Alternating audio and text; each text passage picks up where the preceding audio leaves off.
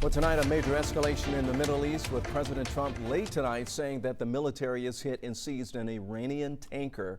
There are questions now on what that means for the ceasefire in that region, even as the U.S. is getting ready for a second round of peace talks tomorrow in Pakistan. Molly Hunter's tracking the latest developments from Tel Aviv.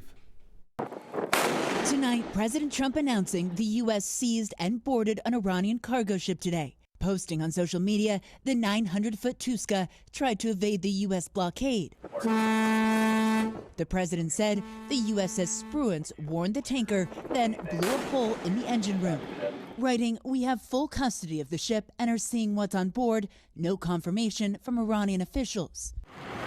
But this comes just days before the current ceasefire agreement expires, and tonight the White House tells NBC News U.S. negotiators are headed back to Pakistan tomorrow. The team will include Steve Witkoff, Jared Kushner, and Vice President J.D. Vance, according to two senior administration officials, despite President Trump telling other news outlets earlier that the VP was not traveling.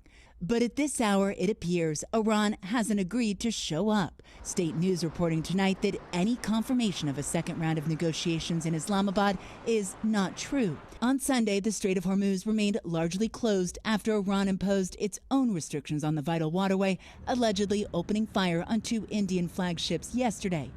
In response to that, President Trump called Iran's actions a total violation of our ceasefire agreement. Meanwhile, a separate tenuous ceasefire agreement between Israel and Lebanon is holding. NBC's Yasmin Vesuvian is in Beirut.